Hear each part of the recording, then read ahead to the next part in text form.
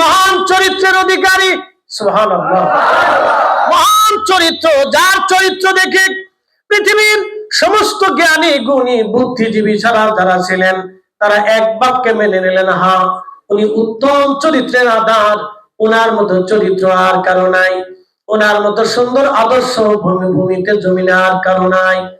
ওই আদর্শ যদি আমরা প্রত্যেকটা মুসলমান নিতে পারি তাহলে সব ধর্মের মানুষ আমাদের কাছে আসবে ধেয়ে। এই চরিত্রটা নিয়েছিলেন খাজা বাবা আজমিরি, যার কারণে হিন্দু মুসলমান বৌদ্ধ খ্রিস্টান সবাই তার কাছে গেল। এই চরিত্র ছিল শাহজালাল মুজাররিদি, যার কারণে হিন্দু মুসলমান বৌদ্ধ খ্রিস্টান তার কাছে গেল। কথা ঠিক আছে না? এখনো দেখবেন অলিদের বারগাহে সব ধর্মের মানুষ যায়, যায় না? আচ্ছা কেন যায় বলেন তো? শান্তির জন্য যায়। তারা জানে এখানে আসলে আমি নিরাপদ, এখানে আসলে কি নিরাপদ, তারা জানে এখানে আসলে আমি নিরাপদ। এই জন্য আমার মাধ্যম দিয়ে যদি সবাই নিরাপত্তা পায় তাই বুঝতে হবে সে হলো অরিজিনাল মানুষ, সে হলো অরিজিনাল মানুষ। তা আমাদেরকে মানুষ হতে হবে। মানুষ হইয়া ভবেতে আসিয়া মানুষের করিলাম কি, আমি নবী না মানিলাম কি যে ভুল করিলাম, নবী না মানিলাম কি যে ভুল করিলাম, ভস্মে ঢালিলাম কি, মানুষ হইয়া ভবেতে আসিয়া মানুষের করিলাম কি, মানুষ হইয়া ভবেতে আসিয়া মানুষের করিলাম কি। এই যে আমাদের দেশে কিছু মানুষেরা আছে পাগল ধরে ধরে নিয়ে তার চুল কাটে, কিছু আবার আছে সবাই কিন্তু এমনি পাগল না, কেউ আছে আবার ভিন্ন পাগল। কি কথা ঠিক আছে না? আচ্ছা চুল বড় হইলে অসুবিধাটা কোথায়?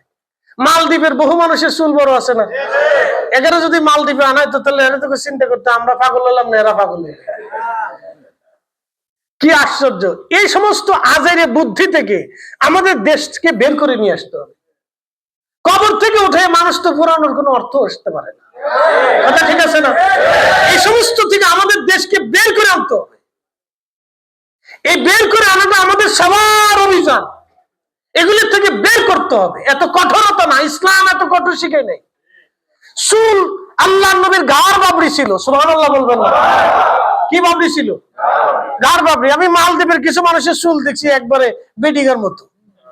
এটা যদি বাংলাদেশের লোকে দেখতে তাহলে করতে যে আসেন একটু কাটতে দেয়, কাটবার গেলেই তো যুদ্ধ লেগে যেত। ঠিক আছে না? এই সমস্ত মানসিকতা আমাদের চেঞ্জের দরকার। একজন লোক চুল রাখছে, আপনি জোর করে তার চুল কাটতে পারেন না। একজন লোকের মাথায় জট আছে, আপনি জোর করে তার জট কাটতে পারেন না।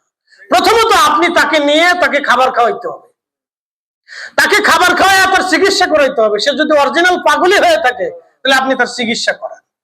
আর যদি পাগল না হয়ে থাকে, তার যদি ওই সুরত হয়ে থাকে, তাহলে আপনি তাকে আপনার মহাব্বতের ভিতরে তাকে নিয়ে আসেন, নিয়ে এনে আপনি তাকে বুঝান যে এইভাবে না, আপনি এইভাবে চলেন।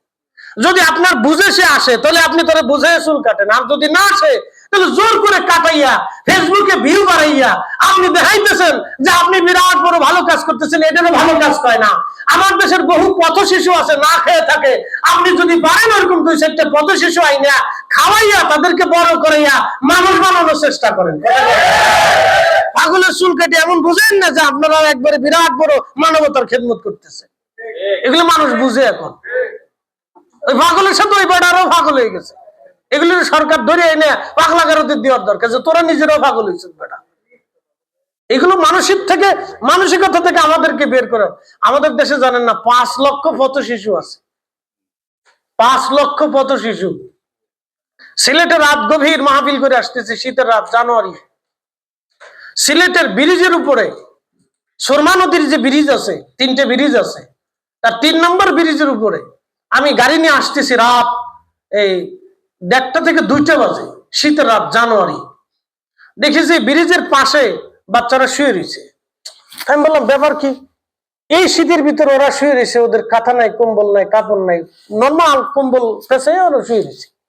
আমরা এই ঘরের ভিতরে ল্যাপ কাঁথা নিয়ে ঘুমাইতে পারি না, ওরা কিভাবে আছে? আমি ডেকে উঠাইলাম, তোরা ওঠো। বললাম তোমাদের কম্বল নাই? তা বলতেছে আমাদের মাও নাই বাপও নাই, কম্বল কিনতে। হায় হায় হায়, মানে অসহ্য লেগে গেল দেখার পরে। পরে ওদেরকে টাকা দিলাম যে তোরা কম্বল কিনে নিস, এই মুহূর্তে তো আমার কাছে নাই। আমার নিজস্ব কিছু কম্বল আমি গাড়িতে রাখতাম সবসময়, যে অনেক সময় শীতের ভিতরে কম্বল লাগে। পরে আমার নিজের কম্বল দিয়ে ওদেরকে কয়েকজন হাতে দিয়ে বললাম তোরা ভাগযোগ করে নিস, মারামারি করিস না। তারপরে টাকা দিয়ে আসলাম যে তোরা কম্বল কিনিস। এরকম শুধু ওই দিনের জন্য তো শেষ না, আমাদের কাজ ছিল এই সমস্ত বাচ্চাদেরকে ধরে ধরে এনে সুন্দর করে সুন্দর জায়গায় বাসস্থান দিয়ে খাবার খাওয়াইয়া তাদেরকে মানুষ বানানো আমাদের দায়িত্ব ছিল। কথা ঠিক কিনা? কারণ রাসূলকে আল্লাহ এতিম বানিয়েছিলেন। আল্লাহর নবী বলেছেন তোমরা যদি এতিমকে লালন পালন করো তো এইভাবে জান্নাতের ভিতরে আমি থাকবো, দুই আঙ্গুল পাশাপাশি যেমন থাকে আমার উম্মত আমি রাসূলের সাথে জান্নাতুল ফিরদাউস ওইভাবে থাকবে যে এতিমকে লালন পালন করে। সুবহানাল্লাহ। আমাদের কাজ ছিল কেন? আমরা কাজ করিটা, মুসলমানদের দায়িত্ব ছিল কেন? মুসলমান করে